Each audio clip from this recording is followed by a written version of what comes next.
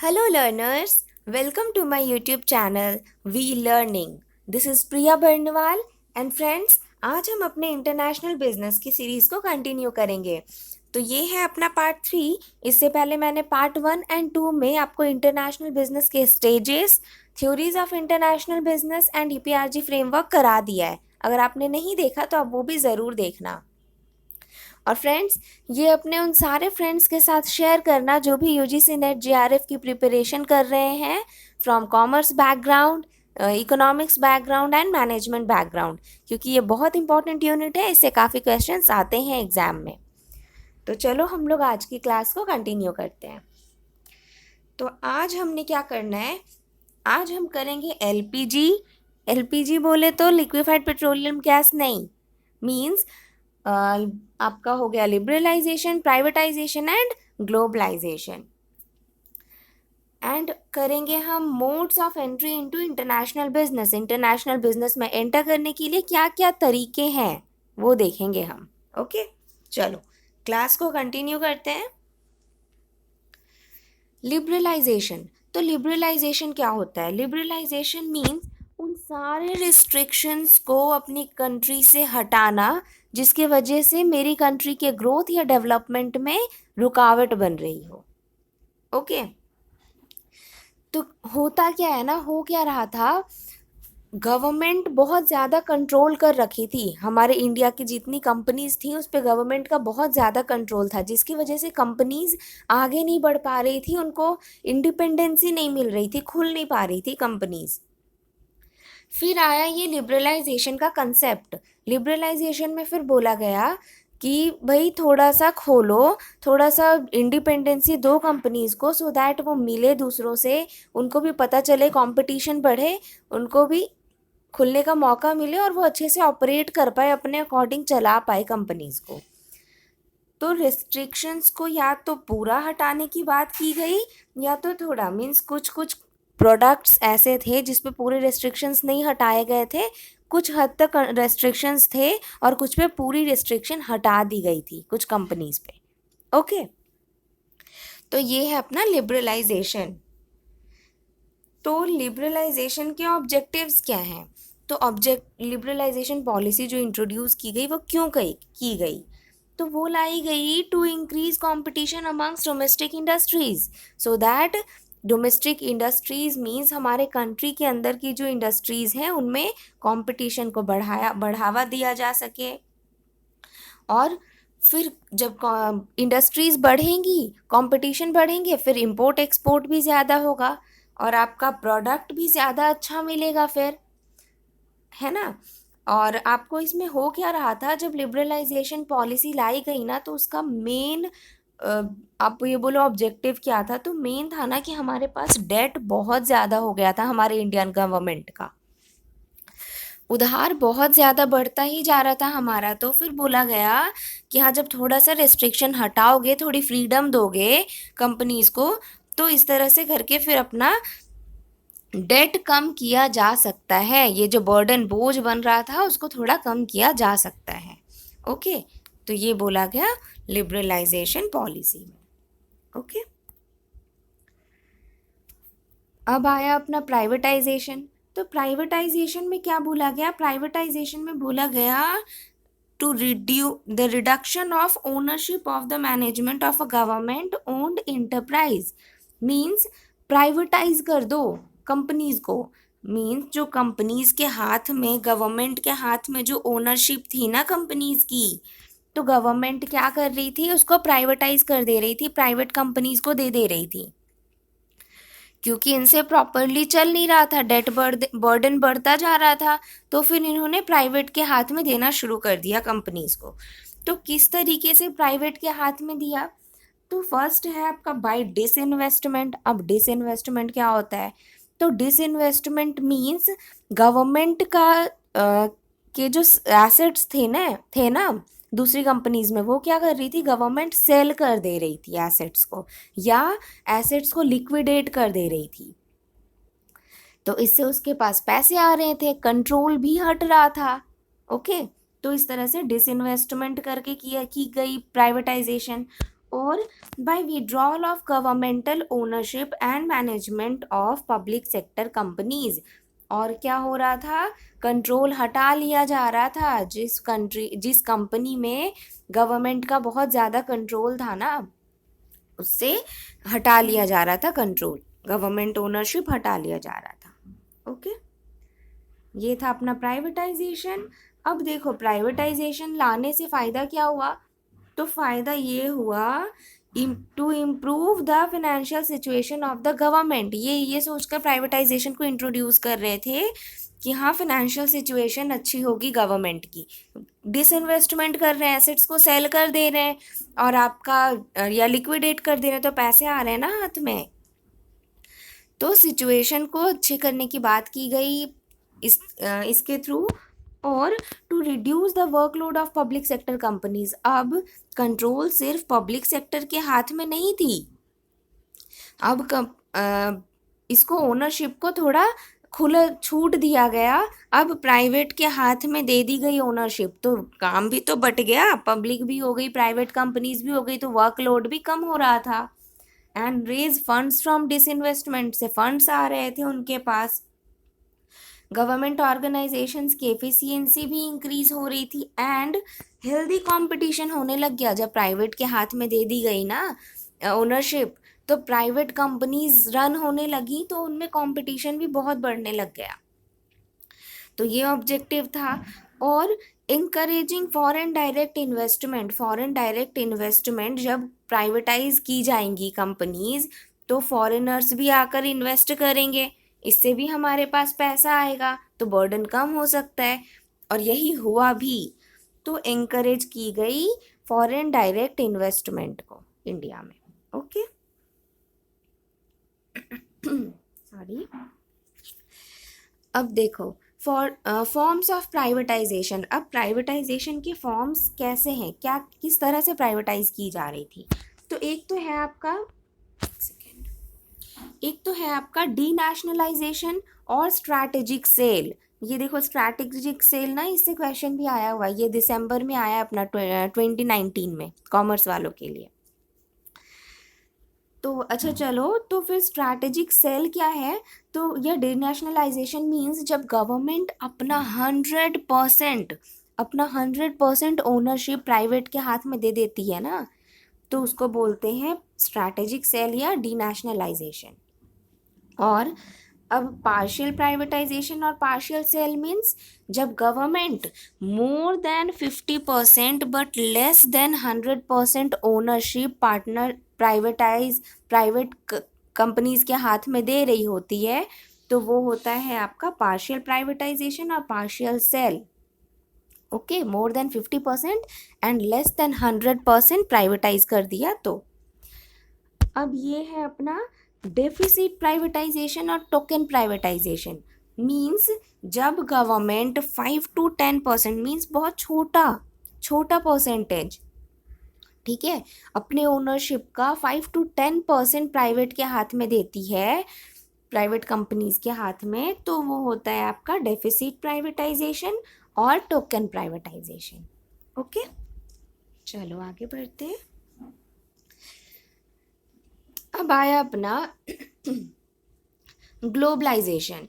तो ग्लोबलाइजेशन क्या है, globalisation means to integrate the economy of one country with the global economy. Means अब बात की जा रही थी जब लिबरलाइज कर दिया, फ्रीडम दे दी गई, प्राइवेट कंपनीज के हाथों में दे दिया गया, अब हो रहा था कि हाँ अब ये सब तो हो गया, बट अब कंपनीज को, हमारी इंडियन कंपनीज को पूरे ग्लोबल वर्ल्ड से पूरे जोड़ना है। ओके, फिर बात हुई कि पूरे वर्ल्ड से अपनी कंपनीज को जोड़ना है, सो दैट उनको भी पता चले आखिर वर्ल्ड में चल क्या रहा है, किस तरह की कंपनीज है, कंपटीशन हो, इसलिए लाया गया ये। During globalization, the main focus is on foreign trade and private institutional foreign investment. क्यों? क्योंकि देखो अब जब हम ग्लोबलाइजेशन कर रहे हैं अपनी कंपनीज के, तो फॉरेन ट्रेड भी होंगे, है ना, इंपोर्ट एक्सपोर्ट ज़्यादा होगा, और अपने यहाँ फिर फॉरेन डायरेक्ट इन्वेस्टमेंट भी अच्छी खासी होने लगी थी। तो ये रीज़न था कि पूरे ग्लोबल से, पूरे वर्ल्ड से इंडिया की कंपनीज को जोड़ने की बात की जा रही थी। ओके, अब देखो, globalisation is attempting to create a borderless world. तो बॉर्डरलेस वर्ल्ड क्रिएट करने की बात की जा रही थी। ओके, मीन्स बॉर्डर नहीं होगा, इजीली ट्रेडिंग हो सकेगी, इंपोर्ट एक्सपोर्ट अच्छे से हो सकेगा, ये बोला जा रहा था ग्लोबलाइजेशन में। हाँ, तो देखो अपना एलपीजी हो गया फ्रेंड्स। अब हम करेंगे modes of entry into international business. तो किस तरीके से हम इंटरनेशनल बिजनेस में एंटर कर सकते हैं। ओके, तो होता क्या है ना, जब हम डोमेस्टिक कंट्री में, मतलब अपनी कंट्री में जब गुड्स प्रोड्यूस कर रहे होते हैं ना, फिर अपने में आता है लालच, या ये वो बोलो कि लगता है कि हाँ ठीक है, अब हम इसको इंटरनेशनल लेवल पे भेज सकते हैं, फिर हम इसको इंटरनेशनल मार्केट में से भेजते हैं। तो उसके ना कुछ तरीके हैं कि इंटरनेशनल मार्केट में किस तरह एंटर किया जाए। ओके, और ये बेस्ड होते हैं कि आपकी कंपनी, आपकी बिजनेस का साइज कैसा है, उसके अकॉर्डिंग करेंगे, मोड सेलेक्ट करेंगे, या आपकी एक्सपैंड करने की स्ट्रैटेजी कैसी है, साइज, पोटेंशियल साइज, या आप जहाँ इन्वेस्ट कर रहे हो जिस इंटरनेशनल मार्केट में, वो चूज करोगे तो वहाँ देखोगे कि वहाँ की डिमांड, वहाँ पे डिमांड किस चीज़ की है। ओके, ये सब कुछ बेसिस हैं जिनके बेस पे आप, जिनके जो सोच करके आप आगे बढ़ते हो, आगे इंटरनेशनल मार्केट में एंटर करते हो। ओके,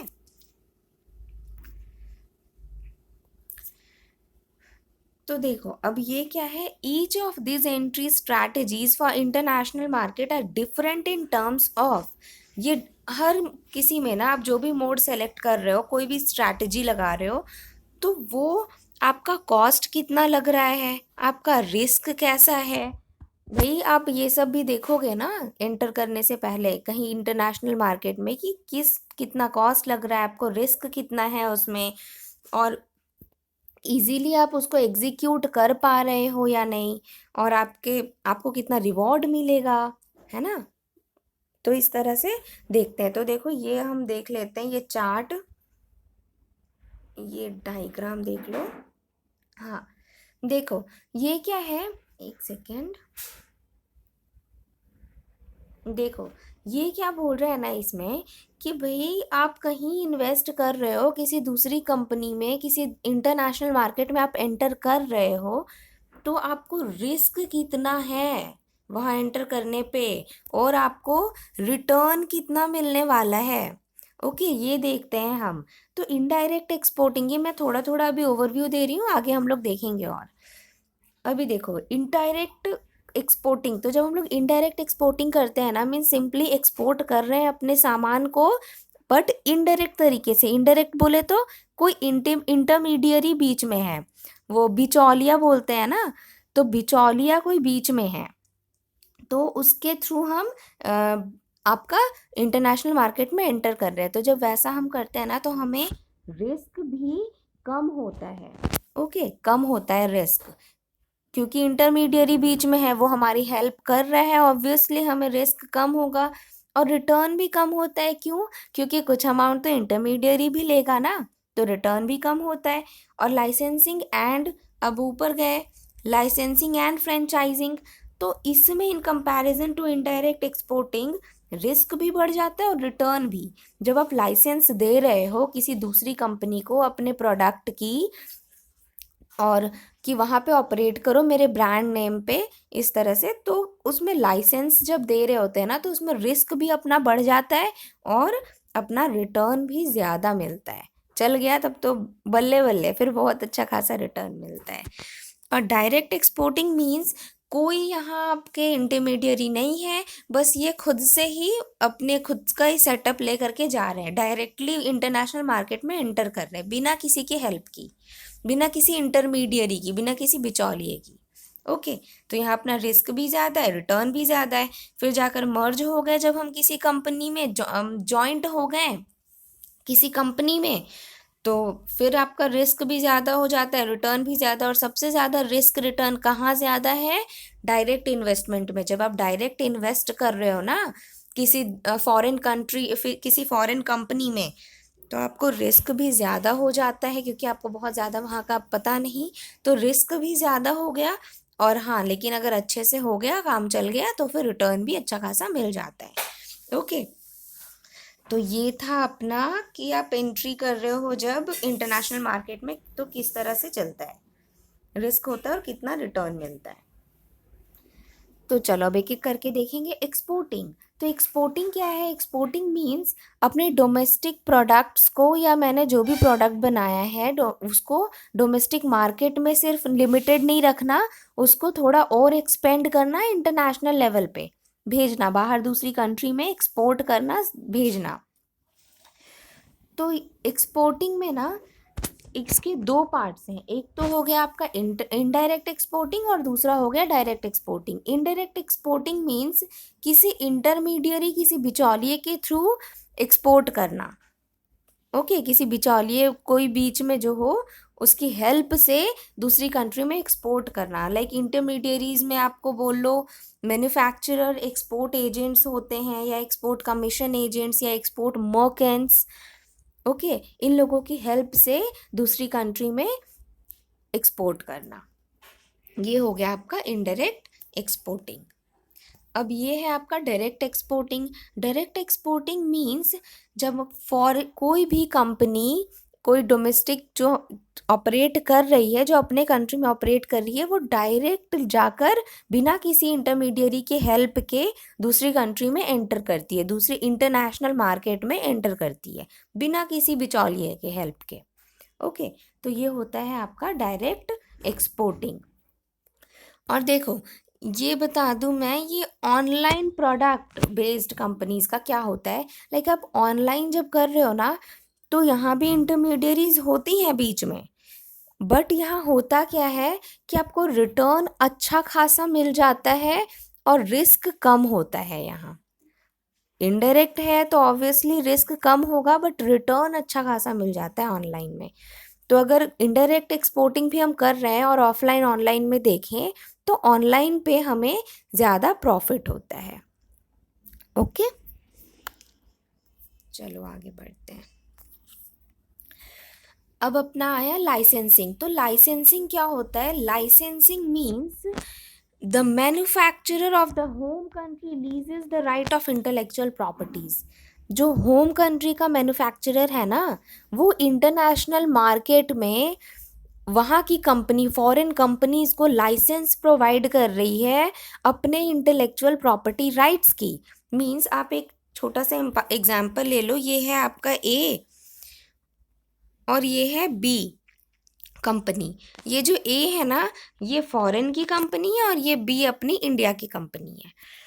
तो इसमें हो क्या रहा है, ये ए फॉरेन की जो कंपनी है ए, ये अपने लाइसेंस को इंडिया की कंपनी बी को प्रोवाइड करती है, ब्रांड नेम दे रही है। ऐसा ले लो एक एग्जांपल कि ब्रांड नेम देती है। अब ये इसको जब ब्रांड नेम अपना दे रही है, इंटेलेक्चुअल प्रॉपर्टी राइट एक दे रही है, तो ये जो ए है ना, ये होता है आपका लाइसेंसर, जिसने लाइसेंस दिया कि हाँ भैया तुम मेरे ब्रांड नेम को यूज़ करो अपनी कंट्री में। तो ए यहाँ पे क्या है, ये फॉरेन कंपनी, ये है लाइसेंसर, और ये जो बी है हमारी इंडिया की कंपनी, ये होती है लाइसेंसी, जिसने लाइसेंस ले रखा है। ओके, तो लाइसेंसर लाइसेंसी को कोई सा ब्रांड नेम प्रोवाइड कर रहा। अब जब ये ब्रांड नेम दे रहा है कि हाँ चलाओ मेरे ब्रांड को अपनी कंट्री में, तो इसके बदले ये क्या करेगी, ये इसको कुछ रेम्यूनरेशन पे करेगी, कुछ अमाउंट पे करेगी। ओके, तो ये होता है अपना लाइसेंसिंग, सिंपलिंग लाइसेंस प्रोवाइड करना, और उसके बदले जो एक दूसरी कंपनी है वो आपको रेम्यूनरेशन प्रोवाइड करती है। ओके, अब लाइसेंस में आप क्या क्या लाइसेंस दे सकते हो, कौन कौन सी प्रॉपर्टी को? तो पेटेंट दे सकते हो, trademark, copyright, technology, technical know how. Okay, कि किस तरह से चलाना है टेक्निकली किसी भी प्रोडक्ट को, या कुछ ऐसा जैसे मेट्रो ट्रेन है ना, तो मेट्रो ट्रेन कैसे क्या करना है वो हमारे इंडिया में आकर बता कर गए थे फॉरेन वाले। तो टेक्निकल हाउ कैसे ऑपरेट करना है वो भी बताया जाता है लाइसेंसिंग में। स्पेसिफिक बिजनेस स्किल भी आता है आपका, एक बिजनेस स्किल प्रोवाइड करना, उसकी भी लाइसेंसिंग देना वो भी आता है। ओके, अब देखो लाइसेंसिंग के प्रोसेस क्या है। तो फर्स्ट है, लाइसेंसर लीज करेगा पहले अपनी property right, property intellectual property के जो राइट है वो लीज पे देगा, किसको, लाइसेंसी को।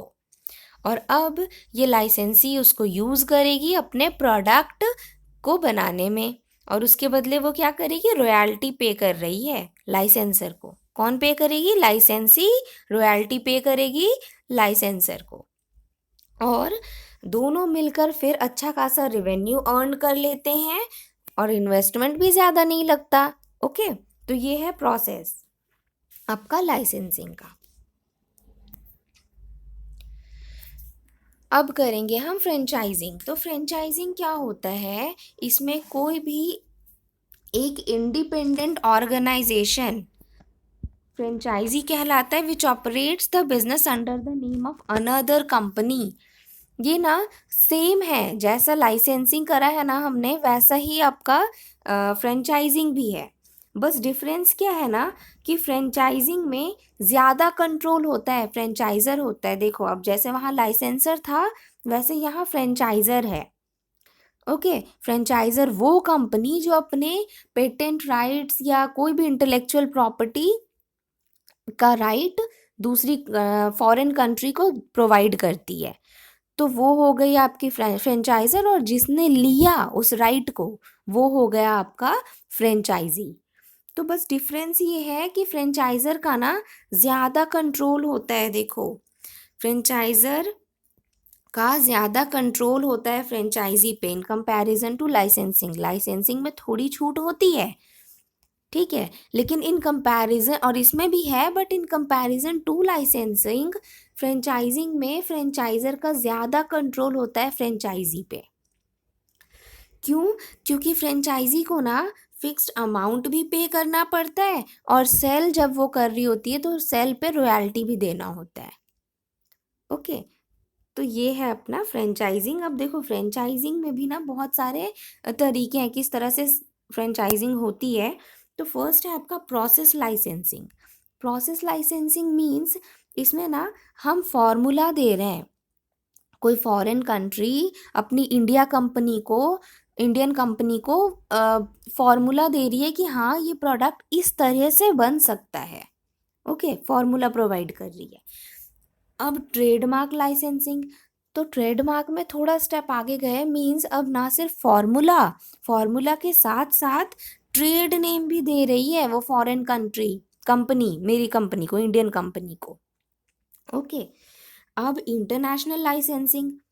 अब इंटरनेशनल लाइसेंसिंग में फॉर्मूला तो दे रही है कि कैसे बनाना है, ट्रेड नेम भी दे रही है, प्लस डायरेक्शन भी दे रही है कि किस तरह से बिजनेस को ऑपरेट करना है, कैसे चलाना है बिजनेस को। ओके, कौन किसको दे रही है, तो फ्रेंचाइजर फ्रेंचाइजी को प्रोवाइड करता है ये सारी चीज़ें।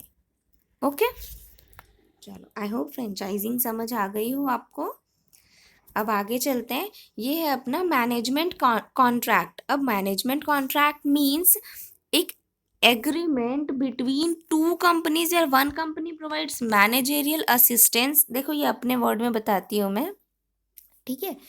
क्या है मैनेजमेंट कॉन्ट्रैक्ट, कॉन्ट्रैक्ट मीन्स ये कुछ एक स्पेसिफाइड पीरियड ऑफ टाइम के लिए होता है, ठीक है। टाइम सेट होता है कि हाँ भाई 2 साल 4 साल 10 साल के लिए एक फॉरेन कंट्री अपनी इंडिया की कंपनी को ना मैनेजेरियल असिस्टेंस प्रोवाइड कर रही है, ठीक है। मैनेजेरियल असिस्टेंस दे रही है कि हाँ किस तरह से मैनेज करना है, प्रोवाइड कर रही है। और टेक्निकल एक्सपर्टीज भी दे रही है, टेक्निकलिटी भी बता रही है थ्रू एक्सपर्ट्स कि किस तरह से उसको मैनेज करना है। और स्पेशल सर्विसेज भी दे रही है टू द सेकेंड कंपनी। तो ये क्या होता है, ये फॉरेन कंपनी है ए और ये बी है, तो ये ना इन दोनों के बीच अग्रीमेंट हुआ कि हाँ भाई 10 साल तक हम कॉन्ट्रैक्ट में रहेंगे और इसमें करेंगे क्या, कंपनी ए जो है फॉरेन कंपनी अपनी इंडिया की कंपनी बी को अपना टेक्निकल एक्सपर्टीज़, मैनेजेरियल असिस्टेंस या स्पेशल सर्विस ये सारा प्रोवाइड करेगी। और इसके बदले बी क्या करेगी, अपनी इंडिया की कंपनी क्या करेगी, इसको रेमुनरेशन देगी, पैसे देगी। ओके, ये होता है अपना मैनेजमेंट कॉन्ट्रैक्ट। अब तो इसमें like school, sports facility, hospital, office buildings, ये सारी चीज़ें आती हैं, इन सब में मैनेजमेंट कॉन्ट्रैक्ट होता है। ओके, चलो आगे बढ़ते हैं।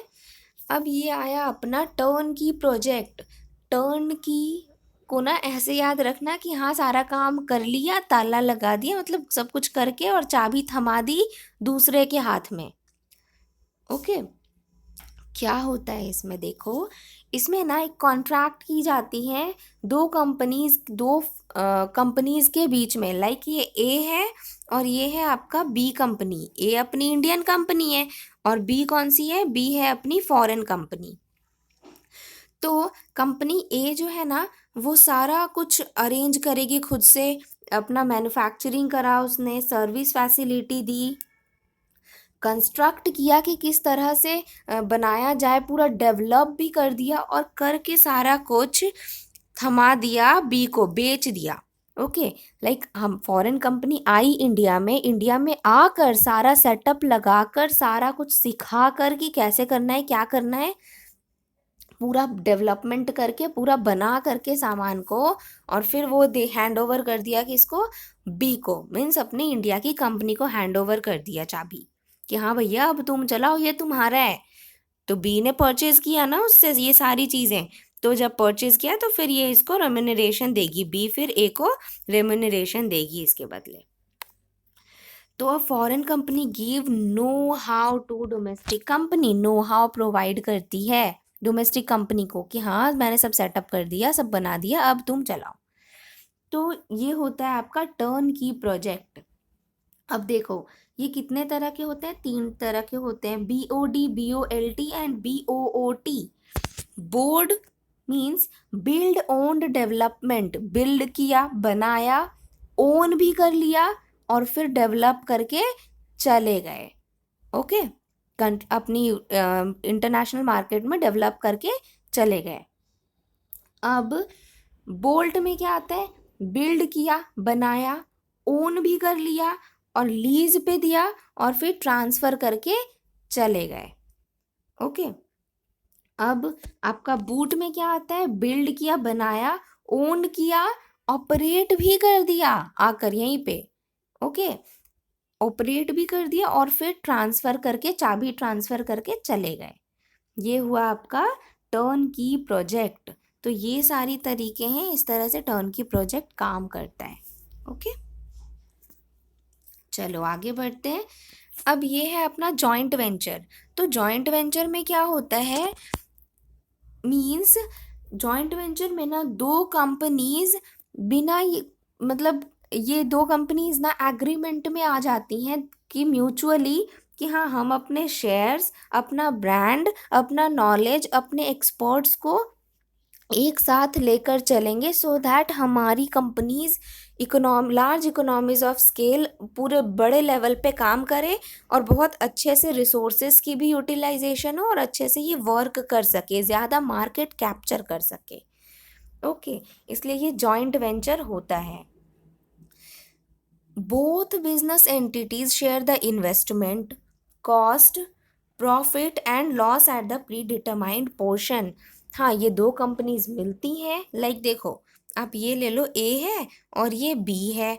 तो अब ए और बी दो कंपनीज हैंड्स जॉइंट कर रही हैं, मतलब मिल रही हैं, और दोनों मिल करके ना एक प्रोपोर्शन एक पहले से सेट कर लेती है कि हाँ भाई हम 3:2 में या 2:1 में अपना अपना शेयरिंग करेंगे। हमारा जो भी प्रॉफिट होगा या लॉस होगा या जो भी हम इन्वेस्टमेंट कर रहे हैं वो अपना एक प्रोपोर्शनेट एक रेशियो फिक्स कर लेती कि हाँ इतने रेशियो में हम अपना करेंगे इन्वेस्टमेंट या फिर आपका शेयरिंग। प्रॉफिट एंड लॉस का। ओके, तो ये दो कंट्रीज फिर मिल जाती है और मिलकर काम करती है, ये होता है आपका joint venture. Okay, this mode of entry into international business is suitable in countries wherein the government do not allow 100% foreign ownership in certain industries। अब देखो ये लाइन ना मैं एक एग्जांपल के थ्रू बताऊंगी। क्या होता है हमारे इंडिया में ना, print media, multi brand retailing, insurance, foreign exchange sector, ये कुछ ऐसे सेक्टर है ना जिसमें गवर्नमेंट पूरा का पूरा मतलब अपना शेयर दे नहीं सकती फॉरेन कंपनी को। फॉरेन कंपनी को पूरा अलाउ नहीं करती कि वो इन सब का सेटअप करे या तो पूरा का पूरा कंट्रोल रखे इन सब चीज़ों पे। तो तब फॉरेन कंपनीज क्या करेगी, उसको तो बिजनेस में आना है, फॉरेन मार्केट में आना है, तो फॉरेन कंपनी क्या करती है फिर हमारे इंडिया में एंटर करने के लिए, फिर वो अपना कोई नया बड़ा बिजनेस अपना नया कुछ नहीं शुरू करेगी, जो ऑलरेडी एग्जिस्टिंग है ना उसी के साथ जा कर के जुड़ जाएगी। ओके, उसी लाइक बी है अपना इंडिया का, उसी में ए आकर के जुड़ गया, उसी में कि हाँ चलो दोनों मिल करके आगे काम करेंगे। लेकिन 100% ओनरशिप, ये कुछ सेक्टर्स डिसाइडेड हैं ऑलरेडी, 100% ओनरशिप इन सब में नहीं दी जाती फॉरेन कंपनीज को। ओके, तो ऐसे केस में ना जॉइंट वेंचर बेस्ट रहता है। जब 100% ओनरशिप नहीं दी जा सकती तो वो क्या करेंगे, वो आकर के मिल जाएंगे ऑलरेडी एग्जिस्टिंग कंपनी में। ओके, तो आई होप आपको समझ आ गया हो। अब ये है अपना merger. Merger means the combining of two or more companies generally by offering stock holders of one company securities in the acquiring company in exchange of surrender of their stock. Means एक company दूसरी company के साथ मिल जाती है, even securities उनके जो shares हैं वो भी शेयर करती हैं वो। ओके, कंपनी के स्टॉक्स होते हैं ना उनको भी वो सरेंडर कर देती है एक दूसरे के लिए। ये होता है आपका मर्जर, मर्ज हो गए, मिल गए दो कंपनीज। ओके, ये हो गया आपका मर्जर। अब एक्विजिशन, तो एक्विजिशन में क्या होता है, एक कंपनी दूसरी कंपनी को अक्वायर कर लेती है। मतलब देखो जैसे ये है आपका कंपनी ए, ओके, और ये है आपकी कंपनी बी। तो ए कंपनी क्या करेगी ना, इसके पास इतने पैसे हैं, इतनी फैसिलिटी है कि ये बी कंपनी बहुत ज़्यादा अच्छे से नहीं चल रही, तो इसके पास इतनी एबिलिटी है ना कि ये बी कंपनी को अपने अंदर ले सकती है, अपने कंट्रोल में ले सकती है। तो ये देखो ऐसे ना, ये फिर ए कंपनी बी कंपनी को अपने अंदर ले लेती है। लाइक आप एक सिंपल सा एग्जाम्पल अगर इसका ले लो तो अन अकेडमी ने क्या किया, वाईफाई स्टडी को अपने अंदर ले लिया। अन अकेडमी बड़ी कंपनी है और उसने वाईफाई स्टडी को अपने अंदर ले लिया है। वाईफाई स्टडी भी अपना यूट्यूब चैनल था एक, मतलब है अभी भी, बट इसने क्या करा है, कंपनी ए ने, अन अकेडमी ने वाईफाई स्टडी को अपने अंदर ले लिया है। तो ये होता है एक्विजिशन। और मर्जर में क्या होता है ना, मर्जर में मर्जर में ए प्लस बी, एक कंपनी दूसरी कंपनी के साथ मिल जाती है। और एक्विजिशन में क्या देखा हमने, ए जो एक बड़ी कंपनी है वो एक छोटी कंपनी बी को अपने अंदर ले लेती है। तो दोनों में डिफरेंस बेसिकली क्वेश्चन किस तरह पूछता है ना कि क्या न्यू कंपनी फॉर्म होती है एक्विजिशन में, तो नहीं, एक्विजिशन में कोई न्यू कंपनी फॉर्म नहीं होगी। क्यों, क्योंकि एक बड़ी कंपनी ने दूसरी का छोटी कंपनी को अपने अंदर ले लिया, तो फिर नेम क्यों चेंज होगा, न्यू कंपनी क्यों फॉर्म होगी, वो वही सेम कंपनी रहती है, न्यू कंपनी नहीं फॉर्म होती, न्यू नेम नहीं मिलता कंपनी को। बट मर्जर में जब दो कंपनीज मिल जाती हैं ना, लाइक मारुति प्लस सुजुकी, ठीक है, तो मारुति सुजुकी मिलकर मारुति सुजुकी बनाया ना उन्होंने, मर्ज हो करके एक न्यू नेम न्यू ब्रांड बना, है ना। बट एक्विजिशन में ऐसा नहीं होता, ये जो बड़ी वाली कंपनी का नाम है वो वही रहता है। ओके, आई होप आपको मर्जर एंड एक्विजिशन समझ आ गया हो। आगे बढ़ते हैं, चलो। अब ये है अपना होली ओन्ड सब्सिडरी। अब होली ओन्ड सब्सिडरी में क्या होता है ना, जब किसी एक कंपनी का 100% कंट्रोल दूसरी कंपनी के हाथ में होता है। Okay, 100% control. Company is a company whose common stock is fully owned by another company known as the parent company. एक पेरेंट कंपनी होती है, लाइक आप एक्विजिशन में अभी हमने करा ना, वैसे ही एक पेरेंट कंपनी होती है जो 100% कॉमन स्टॉक ले रखती है, 100% सिक्योरिटीज शेयर्स ले रखती है एक दूसरी कंपनी का, तो वो होता है आपका होली ओन्ड सब्सिडरी कंपनीज। अब इसमें स्ट्रैटेजीज क्या है, किस तरह से ये होता है, तो होली ओन्ड सब्सिडरीज में ना एक आपका ग्रीन फील्ड इन्वेस्टमेंट होता है। ग्रीन फील्ड इन्वेस्टमेंट मीन्स कोई फॉरेन कंपनी हमारी इंडिया में आ करके उसने अपना बिल्कुल न्यू सेटअप लिया, मतलब इंडिया में नए से शुरू किया। ओके, वो ऑलरेडी एक फॉरेन कंपनी है इंडिया अपने बाहर, ठीक है, यूएस में है, अगर कोई यूएस लेकर चलो कि यूएस में कोई कंपनी है, और फिर जब वो इंडिया आ रही है ना, तो इंडिया में उसने नए से एक कंपनी को की शुरुआत करी, 100% वो उसी का है ना, यहाँ मर्जर है, जॉइंट वेंचर है, कुछ नहीं, यहाँ पे उसने न्यू से नए से शुरुआत करी, एक न्यू कंपनी की अपने इंडिया में, तो वो होता है आपका ग्रीन फील्ड इन्वेस्टमेंट। और मैंने एक्विजिशन बता दिया है, तो एक्विजिशन में भी वही होता है, होली ओन्ड सब्सिडरी में का पार्ट है ये एक्विजिशन भी। एक्विजिशन में यही चीज़ होता है, आकर के अक्वायर कर लेती है छोटी कंपनी को बड़ी कंपनी, है ना। तो ये हो गया आपका होली ओन्ड सब्सिडरी कंप्लीट। अब ये है अपना इंटरनेशनल स्ट्रैटेजिक अलायंस। तो इंटरनेशनल स्ट्रैटेजिक अलायंस में होता क्या है, दो कंपनीज म्यूचुअली साथ मिल जाती हैं सेम ऑब्जेक्टिव के लिए। ओके, सेम ऑब्जेक्टिव को फुलफिल करने के लिए दोनों का एम सेम होता है, और सेम ऑब्जेक्टिव को फुलफिल करने के लिए दो कंपनीज मिल जाती हैं, बट स्टिल दोनों इंडिपेंडेंट रहती है, मतलब दोनों अलग अलग भी अपना काम कर सकती हैं। जैसे एग्जाम्पल है आपका ऊबर एंड स्पॉटिफाई, ठीक है, यहाँ टी होगा आपका, ठीक है, स्पॉटिफाई एंड ऊबर। स्पॉटिफाई क्या है, ये ना स्पॉटिफाई आपको म्यूजिक सिस्टम प्रोवाइड करता है, और ऊबर हमें पता है वो कैब है। ओके, तो ऊबर एंड स्पॉटिफाई का एग्जाम्पल क्या है, देखो ऊबर में जब जाओ ना, कैब में, ऊबर कैब में, तो वहाँ बहुत अच्छा म्यूज़िक सिस्टम हो रहा होता है, चल रहा होता है, तो वो म्यूज़िक सिस्टम किसका होता है, वो स्पॉटिफाई का होता है। ओके, तो ये दोनों अलग कंपनीज है ना, लेकिन दोनों मिल गई, ऑब्जेक्टिव सेम है, क्या है कि कस्टमर्स को अच्छे से प्रोवाइड करना है सर्विस, है ना।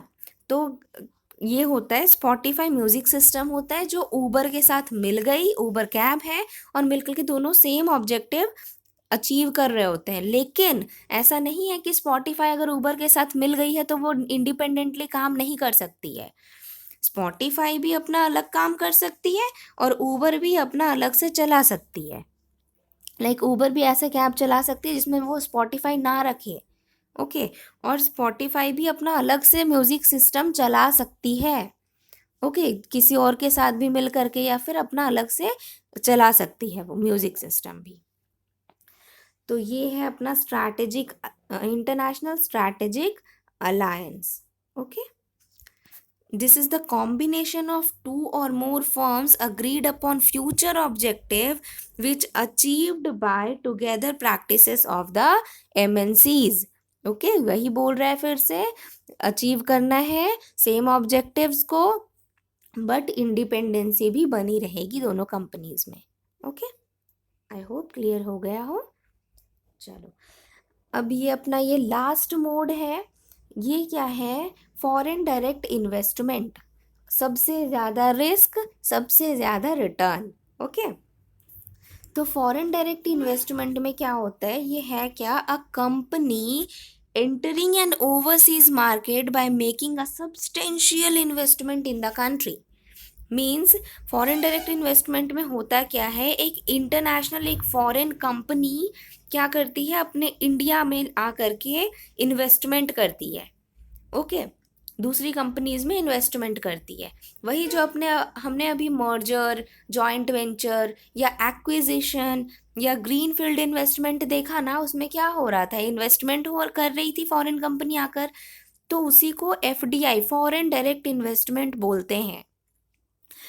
देखो, मर्जर भी हो रहा है, एक्विजिशन हो रहा है, जॉइंट वेंचर, ग्रीनफील्ड इन्वेस्टमेंट, इन सब में फॉरेन कंपनी आकर के मेरी इंडिया की कंपनी में इन्वेस्टमेंट कर रही है।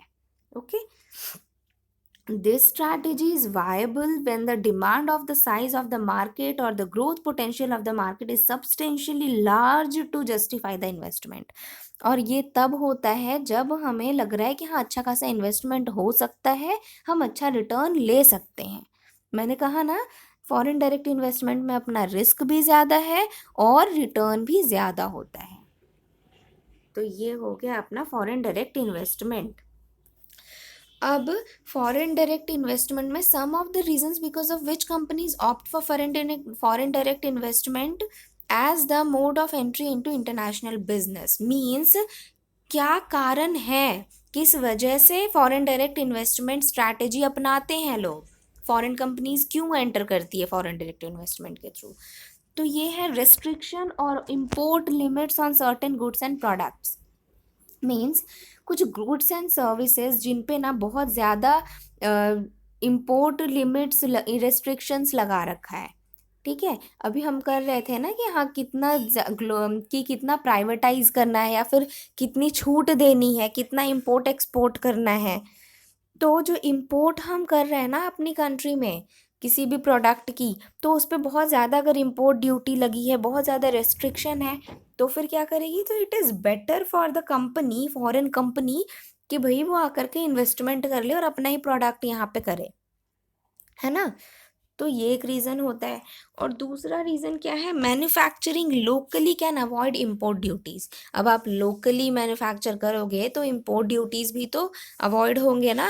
आकर के आप यहीं पे कर रहे हो, यहीं के लेबर लगा रहे हो, तो गवर्नमेंट भी तो तरस खाएगी कि हाँ भाई चलो, लेबर भी हमारा, एम्प्लॉयमेंट भी मिल रहा है हमारे लेबर्स को, अच्छा खासा प्रोडक्ट भी मिल जा रहा है। तो फिर क्या करेगी हमारी इंडिया की कंपनी, इम्पोर्ट ड्यूटीज़ अब कम लगाएगी या तो नहीं लगाएगी। ओके, अब है companies can take advantage of low cost labour और चीपर मटेरियल। कंपनी एडवांटेज लेती है, लो कॉस्ट लेबर भी मिल जाते हैं उनको। अब वो कहीं फॉरेन से उठा के लाओ लेबर, तो ज़्यादा कॉस्ट पड़ेंगे ना, और उस फॉरेन की कंपनी को तो पता भी नहीं होगा कि यहाँ पे किस तरह से चलना है, कैसे करना है, तो कॉस्ट ज़्यादा पड़ जाएगा। पर अगर डोमेस्टिक में यहीं पे आ करके, इंडिया में आकर के कोई फॉरेन कंपनी अपना सेटअप लेती है, तो उसको लेबर भी कम कॉस्ट पे पड़ेंगे, और तो और मटेरियल भी चीप पड़ रहा है, सस्ता पड़ रहा है, क्योंकि लाना नहीं पड़ रहा बाहर से, यहीं का यूज़ कर रहे हैं। ओके, तो ये था अपना फॉरेन डायरेक्ट इन्वेस्टमेंट का रीज़न कि क्यों फॉरेन डायरेक्ट इन्वेस्टमेंट होता है। ओके, आई होप आपको क्लियर हो गया हो। So friends, that's all for today's class. और फ्रेंड्स, आपको अगर मेरा कंटेंट अच्छा हो तो लगा हो तो मेरी वीडियो को लाइक ज़रूर करना और अपने फ्रेंड्स के साथ ज़रूर शेयर करना। और मेरे से जुड़े रहने के लिए मेरा चैनल सब्सक्राइब कर लो और बेल आइकन भी प्रेस कर देना फ्रेंड्स, सो दैट मैं जब भी वीडियोज़ लेकर आऊँ आपको नोटिफिकेशन टाइम टू टाइम मिलती रहें। और टेलीग्राम पे वी लर्निंग करके सर्च करना, ये मेरा टेलीग्राम चैनल है। इस पे मैं डेली पेपर 1 क्विजेस करवा रही हूँ for all the net JRF aspirants. और आपका इस पे मैं पेपर 2 के भी क्विजेस स्टार्ट कर दी हूँ, हमारा स्टार्ट हो गया पेपर 2 की क्विजेस, तो वो भी ज़रूर लगाना। तो आप टेलीग्राम चैनल ज्वाइन कर लो मेरा, वी लर्निंग करके सर्च करना। और वहाँ हम लोग नोट्स भी मैं प्रोवाइड करती हूँ, जो मुझे रेलेवेंट लगता है, जो लगता है आपको आपके यूज़ में आ सकता है, वो नोट्स प्रोवाइड करती हूँ। और ऑडियो लेक्चर के थ्रू भी हम डिस्कशन करते हैं। ओके, तो वहाँ एक डिस्कशन ग्रुप है और एक ये चैनल का है वी लर्निंग, दोनों ज़रूर से ज्वाइन करना। Okay, so thank you friends, keep on learning.